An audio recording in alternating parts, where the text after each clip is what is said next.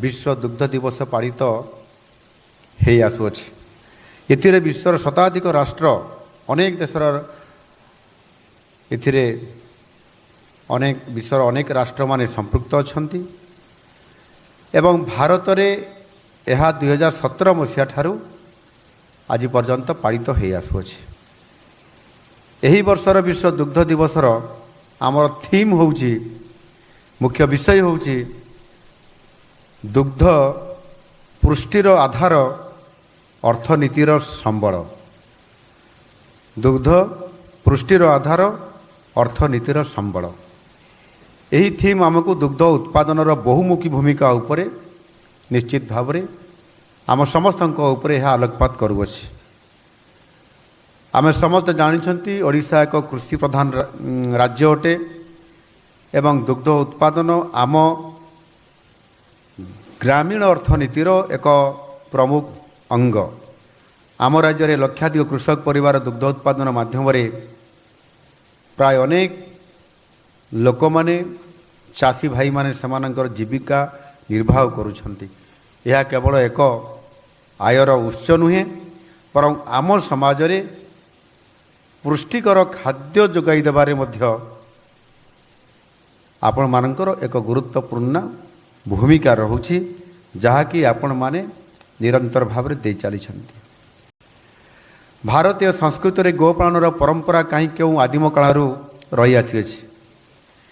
आपण माने जानती एवं विशेष करी आज आमर ये विभागर प्रमुख शासन सचिव एठी आपण मानकु कामधेनु बाबद से कहते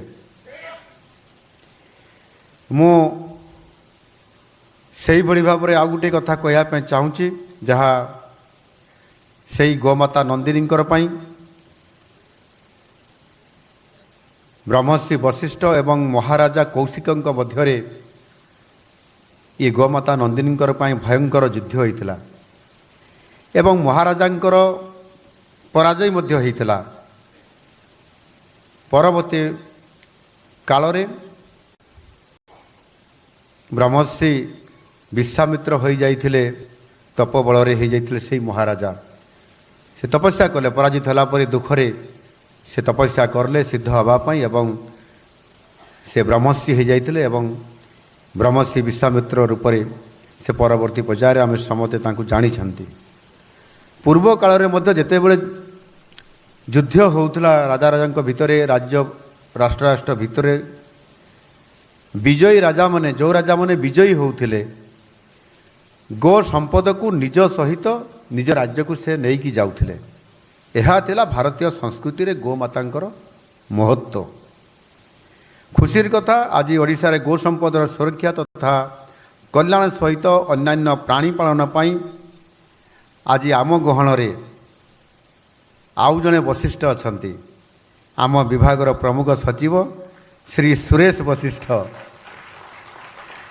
मोर आशा एवं विश्वास सरकारंकर गोपालन और गोरक्षा सुरक्षा योजना को से निश्चित भाव में आगामी दिन में भल भाव यह परिचालना करेंगे और आम समस्त को सुखी करेंगे। आम पाई यह खुशी एवं गौरवर विषय, कारण आम भारत वर्ष दुग्ध उत्पादन रे एटी जहाँ मंत्री महाशय कहते विश्व रे आज भारत प्रथम राष्ट्र हिसाब रे मर्यादा पाई। ये छोटिया कथा नुह। आमे गो वंश को किभली भाव में गुरुत्व दौछु एवं दुग्ध उत्पादन रे आमर भूमिका किभली भाव में आमे अतीतरू निरंतर भाव में लागिछु एवं आज बहुत बड़ सौभाग्यर कथा जे विश्व रे प्रथम राष्ट्र मर्यादा आज भारत पाई। समग्र विश्वर जो दुग्ध उत्पादन जो होउची ताहार 25% उत्पादित आम भारत वर्ष रे हेउची, जो थे कि आपण मानकर समस्तंकर गोटे गोटे शेयर बा भागीदारी अच्छी। आह सह आमर यशस्वी प्रधानमंत्री माननीय श्री नरेंद्र मोदी जींकर दूरदृष्टि और लोकाभिमुखी योजना गुड़िकर सफल रूपायन से निरंतर भाव में काम करुथबारु एवं यहाको सफल करैथबारु आज आमे ई प्रकारर आमे आज यशस्वी लाभवान हो पारिछंती। आम देशर मुंड पिछा दुग्ध उपलब्धता होउछि मुंड पिछा होउछि जनका प्रति 471 ग्राम रही। आम राज्य रे 2023-24 आर्थिक वर्ष रे 26,40,000 मेट्रिक टन दुग्ध उत्पादित होइथवा बेले आज नुआ सरकार आसिला परे आम सरकार लोकंकर सरकार आगामी 5 वर्ष रे द्विगुणित करबा पई आम सरकार जतनवानशील एवं प्रयासशील से आमर यही लोकंक सरकार राज्य रे गोपालनर विकास दुग्ध उत्पादन वृद्धि करबा पई आम सरकार आरंभ करिछंती मुख्यमंत्री कामधेनु योजना। ये जो मुख्यमंत्री कामधेनु योजना बा MKY यह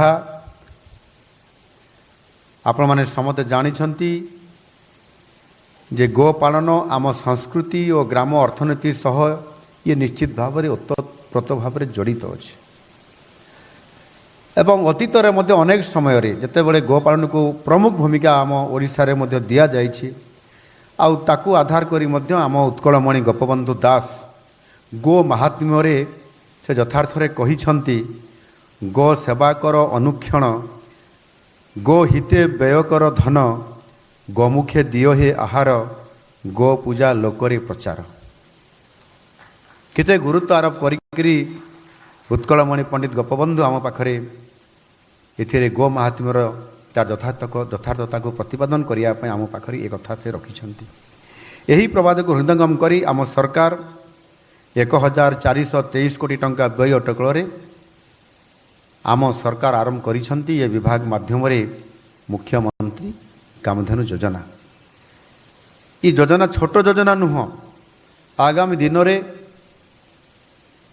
ग्रामीण अर्थनीति एवं विशेष करिकी जो माने गोपालन करुछंती सामान्य स्वतंत्र फोकस करने ग्रामर अर्थनीति को रुद्धिमंत करने ये गोटे स्वतंत्र योजना एवं ये पंचवार्षिक योजना ये योजना माध्यम रे आमे राज्य रे जोड़िया पाई चेष्टा करिछु 15 लाख गोपालक और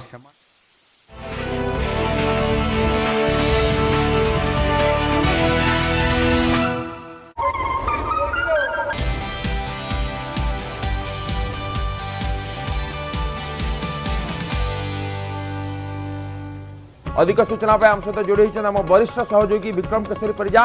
विक्रम यह गोटे landmark movement Indian arm forces देखो भारतर जो डिकेड ऑफ ट्रांसफॉर्मेशन चली जो आत्मनिर्भर अभियान चली आत्मनिर्भर भारत अभियान अंडर रे ये गोटे इनिशिएटिव जो कि भारतर प्रतिरक्षा अस्त्रशस्त्र सबू को प्रतिरक्षा संपर्कित समस्त जंत्रांश को निज देश में तैयारी करने उद्यम किसी मात्रा ए दिगरे सफलता मिललानी। तेणु वर्तमान जो भारतर कैपेसिटी बिल्डिंग चलती एक्सटेंसिव कैपेसिटी डेवलपमेंट डेमोन्स्ट्रेशन